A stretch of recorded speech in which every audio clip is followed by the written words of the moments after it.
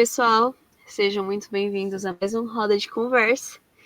E hoje a gente vai falar um pouquinho sobre a lição 11, que o título é O Evangelho em Ação. Na lição dessa semana mostra como os adventistas, principalmente os pioneiros, iam na contramão do mundo, não só na questão do sábado e do santuário, mas também nas áreas de interesse prático, buscando as reformas sociais que estivessem de acordo com a palavra de Deus. E eu queria ler aqui rapidinho o trecho de Mateus 25, 34 a 36, que fala assim: Então o rei dirá aos que estiverem à sua direita: Venham, vocês que são abençoados pelo meu Pai. Venham e recebam o reino que meu Pai preparou para vocês desde a criação do mundo. Pois eu estava com fome e vocês me deram comida. Eu estava com sede e me deram água. Era estrangeiro e me receberam na sua casa. Estava sem roupa e me vestiram. Estava doente e cuidaram de mim. Estava na cadeia e foram me visitar. É muito interessante olhar esse verso, e eu coloquei ele na introdução assim, exatamente para mostrar que ele literalmente dá exemplos de atitudes que a gente, como povo cristão, como povo adventista, tem que ter em relação à sociedade, as atitudes que a gente tem que ter para ajudar o próximo. E pensando nisso, vamos começar aqui com a primeira pergunta, que diz: Como podemos ter certeza de que estamos servindo com a motivação correta, mesmo que sejamos elogiados ou recompensados por esse serviço? Bom, eu acredito que estarmos conectados com Deus e sabermos quem Ele é e a obra que Ele faz na nossa vida faz toda a diferença. Porque só essa conexão pode fazer a gente ter uma visão real da situação que a gente vive, quem a gente é sem Deus e quem a gente é com Ele. Então, a partir do momento que a gente faz a coisa certa, a gente entende que isso não vem da gente, vem de Deus, vem da obra que Ele faz na nossa vida. Então, eu acredito que é mais uma questão da gente não focar no eu, mas encontrar, como a gente conversou em algumas lições anteriores, o motivo. Quem fez com que todas essas coisas acontecerem, que é Cristo, não a gente. Bom, essa pergunta, né? Eu acho que a gente nos faz lembrar aquele sacrifício de Caim e Abel, né? Bom, a motivação de Caim era uma motivação boa, né? Mas a gente entra na questão, né? Ele ser elogiado e recompensado, né? Bom, eu creio que a nossa motivação deve ser correta.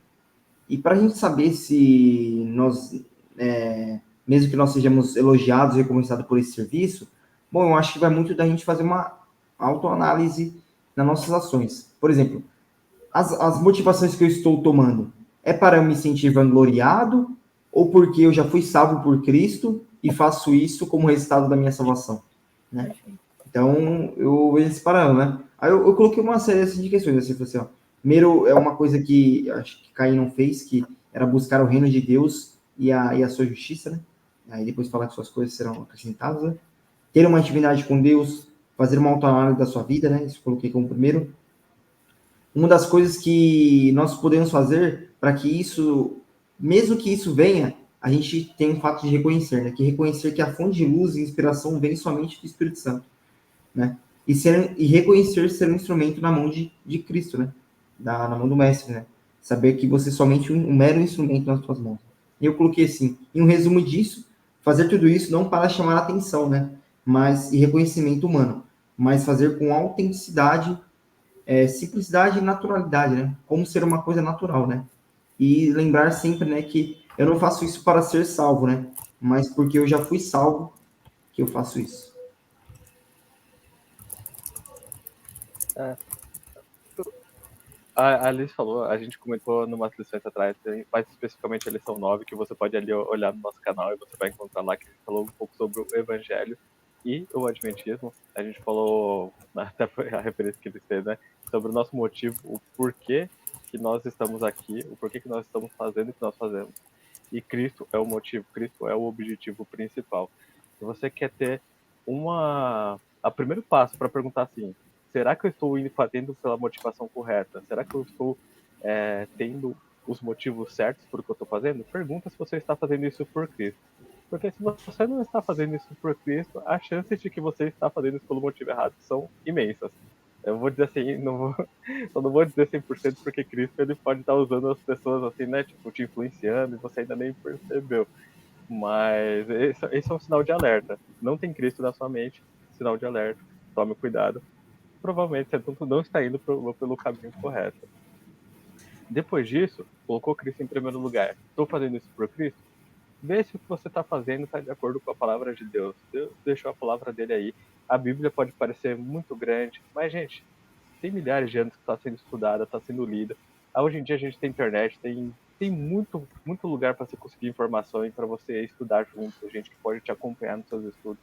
Então, inclusive o nosso próprio canal, nosso roda de conversa é um exemplo disso, sabe? Então, a palavra de Deus está aí. Dá para ler ela assim, dá para saber o que Deus quer da sua vida. Não é mistério, não é segredo, não é só assim, algo que um grupo de pessoas guarda para ele e não quer que ninguém saiba. Tá lá explícito, tá claro. Então, primeiro coloca Cristo em primeiro lugar, depois vai na palavra de Deus. E eu acho que aí não vai ter muito erro. Bom, pessoal, é muito interessante os comentários aqui que vocês fizeram. É importante também a gente dar uma leve definida assim, que a salvação não vem pelas obras, né? Mas evidenciam a fé. E antes de ir para a próxima pergunta, eu peço aí para você que está assistindo a esse vídeo, que você deixe aí seu curtir, seu gostei, se inscreva aqui no canal do Riacho e que esteja aí atualizado com as coisas que a gente posta por aqui. São conteúdos bem legais e com certeza vão te aproximar mais de Deus. E também aproveita para compartilhar isso com alguém que você fala, nossa, eu acho que essa pessoa ia gostar muito disso.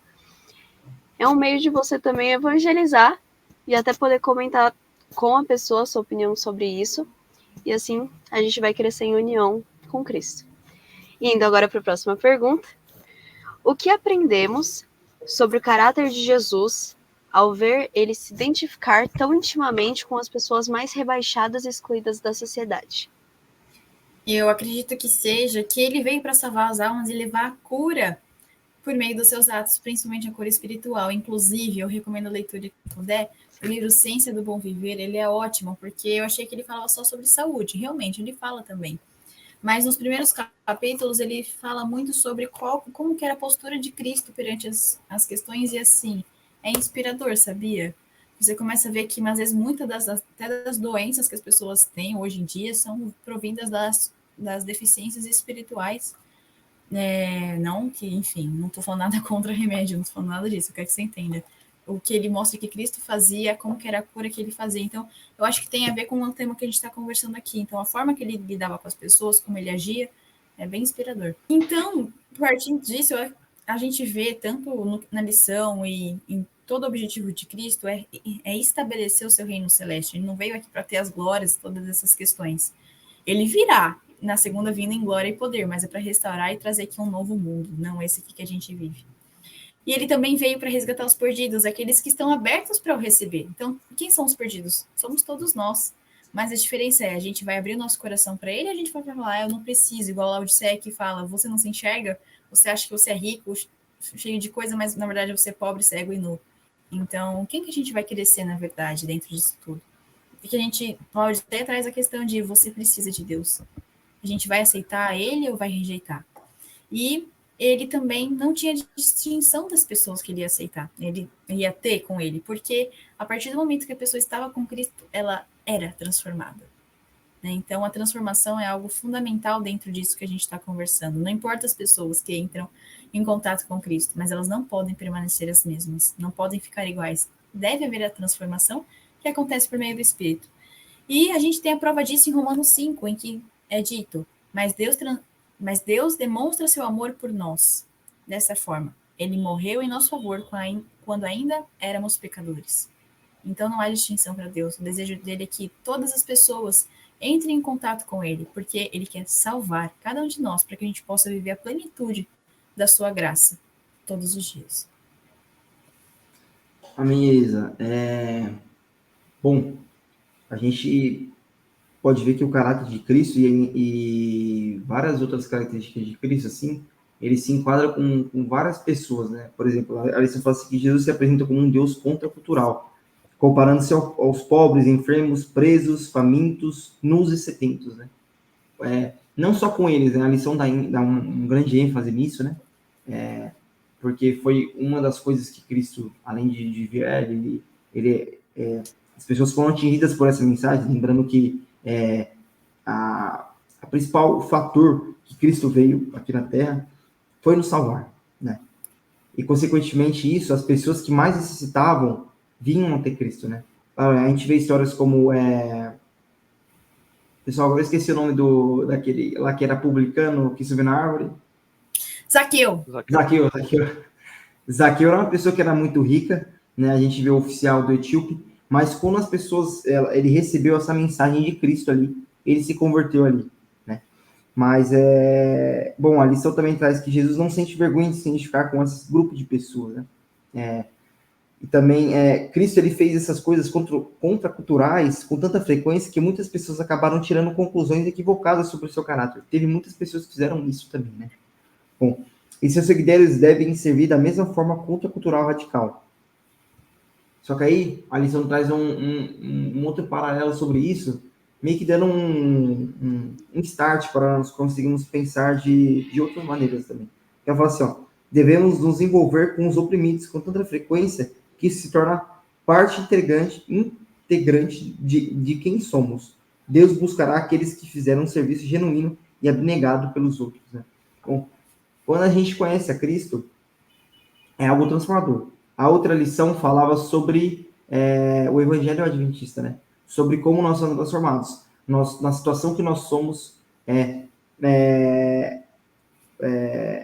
uma situação que estamos pobres espiritualmente, enfermos, e todas as outras atribuições, quando nós contemplamos e olhamos para a cruz de Cristo, nós somos transformados. E nós viemos renovados, né, e justificados, né? E viemos no processo de santificação, né? Bom, só que quando nós conhecemos quando conhecemos Cristo, né, nós vemos que as obras, elas têm que estar juntas também, né? Lembrando que nós não somos salvos por conta disso. Mas nós sabemos que, assim como a situação que nós estávamos, nós também temos que cuidar daquelas pessoas que estávamos naquela situação que nós estamos, né? E Jesus, as pessoas podiam ver nele porque ele tinha um caráter simples, além de ter um caráter puro, né? Pelas ações de Cristo, as pessoas viam que ele era uma pessoa simples, uma pessoa que convivia com as outras, não estavam ali para julgar elas. Mas aí, um verso que faz distinção, que sai em Marcos 10, capítulo 45, diz qual um dos objetivos de Cristo, que fala assim: porque até o Filho do Homem não veio para ser servido, mas para servir e dar sua vida para salvar muita gente, e vida em abundância, né? Bom, tem muitas histórias sobre isso. Uma história também que eu gosto muito é de uma assistente social católica, naquela época, meados de 1942, acho que 40, se não me engano, uma assistente social que veio ali no gueto de Varsóvia, Irena Sander. Tem um filme até falando sobre isso, se não me engano, tem um livro onde ela, com o que ela tinha, ela conseguiu servir aquelas pessoas. Aqueles judeus foram enviados para os guetos ali, né? A gente sabe da história que acontecia ali. E ali ocorreu uma forte epidemia de febre tifoide. Então, muitos judeus estavam morrendo ali. E era uma tragédia, era algo que você via ali, você não queria entrar. Muitas pessoas que estavam indo voluntariamente estavam abandonando porque não estavam gostando mais de ver as situações que estavam ocorrendo. E sabe o que ela fez? Ela fez como uma boa cristã deveria fazer. Ela agiu ali, né? Ela confiou em Deus. Então, ela resgatou mais de 2.000 bebês ali. Ela diz na história que ela resgatava em cestos, até em faqueiro ela conseguiu resgatar bebês ali. Uma certa ocasião, ela viu que ela resgatou uma criança em um cesto, em um faqueiro, onde que ela foi, desde o gueto até onde era a fiscalização dos guardas da Gestapo, que era a polícia nazista da época. Ela ia orando para Deus para que pudesse dar certo, e aquilo deu. E no final ela conseguiu salvar muitas pessoas, né? Então, nós temos essa missão também, de levar as pessoas, né? E nós nunca podemos lembrar, né, que o caráter de Cristo é amor. E assim como o caráter dele é amor, nós devemos levar isso para as pessoas. sempre lembrando que o nosso objetivo é levar o evangelho. Pode ser que muitas pessoas naquela mesma hora, você fazendo aquela ação de amor, lembrando que o caráter de Cristo é amor, pode ser que elas não se convertam naquele momento, pode ser que elas nem se convertam, né? Pode ocorrer isso, mas elas vão se lembrar do que você fez isso para ela, né? Talvez você possa até esquecer, mas ela vai se lembrar, né? E às vezes pode ser a única oportunidade que ela tem de conhecer a verdade, e vai ser através de você, né? Então, Cristo eles tem esse chamado para nós, né? Então, assim como ele se identificava com aquelas pessoas, as pessoas se identificavam com ele, de ser aquele caráter genuíno, aquela pessoa prestativa que não veio para ser servido, mas para servir. Assim nós devemos ser também com as pessoas. Amém. Essa pergunta me fez ficar pensativo assim, porque até aqui pro pessoal e você que está assistindo aí de casa, qual que é a diferença do cristão para alguém que participa de uma ONG, faz caridade ou luta por causas de igualdade e causas sociais que realmente fazem a diferença e que são importantes? Às vezes você pode estar se perguntando, qual que é a diferença? Do tipo, mas eu faço essas coisas, eu faço bem, são coisas boas. Sim, são coisas boas. Então, que diferença tem você ser um cristão? Vou trazer aqui uma ideia que uma vez o Michelson Borges comentou numa programação. E aí, que é a seguinte, essas ações, você querer diminuir a desigualdade social, você querer aumentar a oportunidade, a igualdade, lutar por direitos iguais e querer que as pessoas sejam tratadas iguais e sejam tratadas como seres humanos, isso é muito bom. Tipo, o cristão, ele só não levanta essa bandeira, ou não deveria levantar essa bandeira, porque ser um cristão já deveria ser sinônimo de você fazer essas coisas. Tipo, se você é um cristão e você É o mínimo. segrega Então. as pessoas, você trata elas mal, você é preconceituoso, não bate, sabe? Tipo, não é coerente. E a gente pega aqui essa pergunta falando, o que podemos aprender de Jesus quando ele se relacionava tão, se identificava e se relacionava tão intimamente com as pessoas que eram excluídas. Então você vê que Jesus era essa pessoa que lhe agregava, ele ia atrás dessas pessoas, ele não separava elas. Entende? Então, quando a gente segue o caminho de Cristo, a gente está disposto a fazer a mesma coisa. Então, assim, você ser um cristão e lutar contra o racismo devia ser algo, tipo, assim, normal. Um cristão não deveria ser racista, entende? Não é coerente com o caráter de Cristo, com o que Cristo pede da gente, entende? Não tá de acordo. E agora eu vou fazer, pegando esse contexto, né, falando sobre Cristo, aí eu vou dar uma sequência para ir um pouquinho além. Eu gostei dessa pergunta quando ela fala assim, Cristo se envolvia, era próximo das pessoas, ele se envolvia com elas. Quando o Christian falou, Cristo é amor, que a gente tem que exercer, praticar esse amor, o amor ele vem com envolvimento, não tem como você amar alguém à distância, entende? Tipo, você mantendo meio que uma parede entre você e outra pessoa. Por que eu tô fazendo isso? Às vezes, a caridade é praticada mais como um ato pra gente do que pra outra pessoa. Tipo, a gente não se envolve com a pessoa necessitada. A gente meio que faz porque a gente se sente bem, entende? E aí é meio que uma bronquinha, um chamado assim pra gente pensar, refletir, entende? Questionar um pouco as nossas motivações. São seres humanos. Tipo, eles não estão lá só pra você praticar sua caridade, entende? Sua doação. O pobre não existe lá só pra você falar, eu fiz minha doação aqui, agora fiz minha parte. Tô de boa, sabe? Tô me sentindo bem, sou uma pessoa melhor. Não, é pra você se envolver mesmo, sabe? Tipo, vamos pegar o exemplo de Cristo aqui. Se envolva, sabe? Tipo, esteja junto, abrace, entende? Não é um grupo de pessoas que você coloca lá só pra você praticar uma boa ação, entende? Eles não existem em função de você praticar as suas boas atitudes, entende? Eles também estão lá, são filhos de Deus, também estão esperando a salvação de Cristo e juntos com você, porque quando a gente for pro céu, você não vai diferente deles, entende? Não vai ser uma entrada diferente ou algo do tipo. Nós estamos no mesmo barco. Às vezes, alguns de nós têm uma situação melhor, nasceu num contexto melhor, teve mais oportunidades na vida do que outros, mas isso é só uma questão de contexto, sabe? Eu acho que isso não deveria ser um motivo pra gente agir diferente. Então eu fiquei pensando bem nisso, né? Como Jesus ia lá e sentava e comia e se envolvia, eu imagino que as pessoas ali viam Jesus como um amigo, sabe, Ju? Como alguém que se importava com elas. Não como, sei lá, por exemplo, um fariseu da época que passava assim na frente e falava, toma aí a caridade, sabe? E fica feliz, porque olha como sou bom, entende? Então é mais ou menos isso. Eu olho para Jesus e penso nisso. Se envolver, sabe? Estar junto. Estar ali presente. Olhar para as outras pessoas, as que precisam, como filhos de Deus também.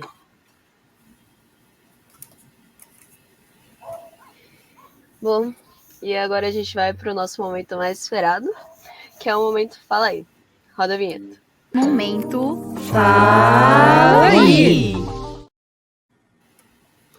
Bom, para você que não sabe o que é esse momento Fala Aí, é um momento que a gente para e resume a lição em uma palavra. E para começar, a minha palavra para definir essa lição foi servir. Bateu muito com o que o Cris falou antes, da questão do serviço, né? Mas eu peguei aqui 2 versos também para falar sobre isso, que foi de 1 Pedro 4,10, que é: cada um exerce o dom que recebeu para servir os outros, administrando fielmente a graça de Deus em suas múltiplas formas.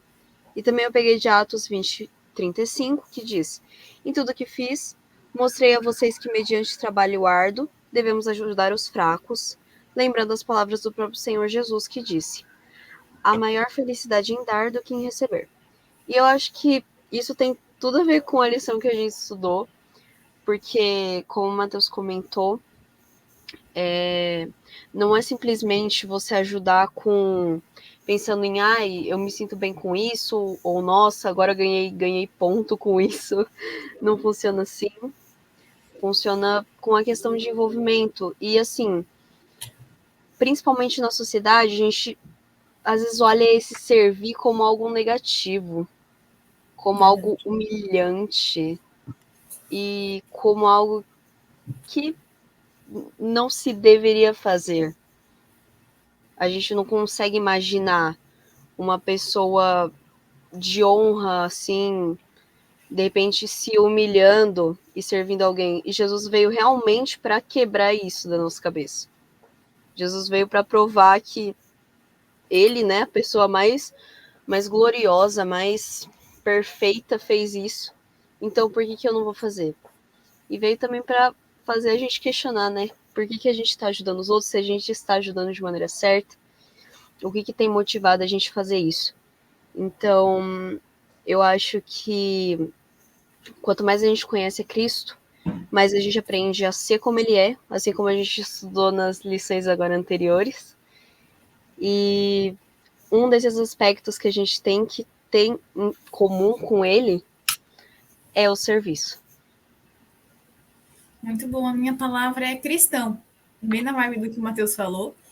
Porque eu acredito que o evangelho em ação, ele nada mais é do que literalmente seguir os passos do mestre. Então, o ser cristão. Eu coloquei ação genuína.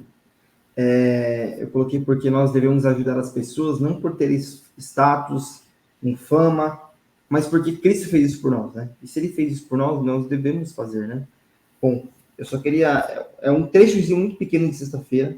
Ele fala assim, porque essa obra, que é negligenciada, que tantos jovens discípulos nunca avançam além do simples beabá da experiência cristã. Muitas pessoas às vezes nem avançam porque não... Acham que só por ser um cristão, talvez as obras não venham acompanhadas, mas a gente esquece que a fé sem obras, ela é morta também. Lembrando que elas não salvam, mas sem elas é morta também, né? Bom, as obras como nós cristãos devem ser algo natural. Por exemplo, as pessoas olhar para nós cristãos e vemos que nós estamos fazendo alguma coisa, nossa, ele está fazendo isso, até aplaudo. Mas calma aí, é algo natural. Será que eu preciso ganhar um prêmio Nobel da Paz por fazer uma obra? Não, isso aí é a essência de ser um cristão. Né? Eu não preciso disso. Agora, é um pequeno trecho que está em Atos capítulo 3, quando Pedro e João estão indo para o templo e eles encontram um rapaz coxo ali. Aí Pedro diz o seguinte, tinha um coxo, que ele estava mais, se não me engano, 40 anos, se não me engano assim. Pedro olha para eles e diz o seguinte, o homem olhou para eles, esperando receber alguma coisa, algum dinheiro, né? Mas então Pedro disse, Não tenho esmola, ou não tenho de ouro nem prata, não tenho dinheiro algum. Pelo poder do nome de Jesus Cristo, de Nazaré, levante-se e ande. Em seguida, Pedro pegou a mão direita do homem e o ajudou a se levantar. Nos mesmos instantes, os pés e joelhos dele ficaram firmes. Ele deu um pulo de pé e começou a andar. Você vê, Pedro ele não tinha nada, ele não tinha ouro nem prata. Ele disse assim, mas o que tenho vai te salvar, que é o nome de Cristo. Eu entendo que às vezes, por exemplo, alguém está necessitado. Por exemplo, você vai só orar por aquela pessoa? Não. A oração diz, você vai orar e fazer uma ação, né? Você vai dar o que ele precisa, mas você não pode esquecer da essência do que Jesus fazia. As pessoas estavam necessitadas naquele momento, mas Jesus, além de ajudá-las, ele dava o necessário, que era o alimento espiritual. Cristo não ia com a intenção de somente dar aquilo e beleza, ok, só fazendo uma obra. Cristo ele tinha uma outra intenção, que era salvar aquela pessoa. E nós vemos por muitos exemplos que no final aquela pessoa ela era salva, porque ela reconhecia quem Cristo era e sabia qual que era a missão dele aqui. Muito bom. A minha palavra foi da mesma ideia que a de vocês, mais parecida com a da Alice. A minha palavra foi Cristo, porque quando a gente fala de evangelho em ação, acho que Cristo é o maior exemplo. Até nas últimas lições a gente falou um pouco sobre isso. A gente como cristão, eu comecei a ter cada vez mais claro que isso é fácil você saber para onde ir, sabe? Tipo, você olha, você viu Cristo, é para aquele caminho que você tem que ir, entende? O pessoal já escutava bastante isso, falar, quando você tiver na dúvida do que fazer, pergunta assim, o que Cristo faria? Mas é exatamente isso, gente, não tem muito segredo, sabe? Não tem muito... E tá lá, ele agiu, ele mostrou um exemplo do que era para ser feito. Não tem nada escondido, como eu disse antes, tá tudo bem claro, bem revelado. Então minha palavra foi Cristo, exatamente porque ele é o exemplo máximo que a gente tem que seguir. Bom, e para finalizar aqui, eu separei 2 trechinhos de Sexta, que dizem assim: não necessitamos ir a Nazaré, a Cafarnaum ou a Betânia para andar nos passos de Jesus. Bateu bem com o que o Matheus falou agora, né? Mas encontraremos suas pegadas junto ao leito dos doentes, nas casas humildes da pobreza, nos abarrotados becos das cidades grandes e em qualquer lugar onde há um coração humano necessitado de consolação. Fazendo como Jesus fazia quando esteve na terra, andaremos em seus passos. E também o outro texto que diz: é porque essa obra é negligenciada que tantos jovens discípulos nunca avançam além do simples beabá da experiência cristã. A luz que resplandeceu em seu coração quando Jesus lhes disse: estão perdoados os teus pecados, deve ser conservada viva por meio do auxílio prestado a outros em necessidade. A irrequieta energia, tantas vezes fonte de perigo para os jovens, poderia ser canalizada de maneira que fluísse em correntes de bênçãos.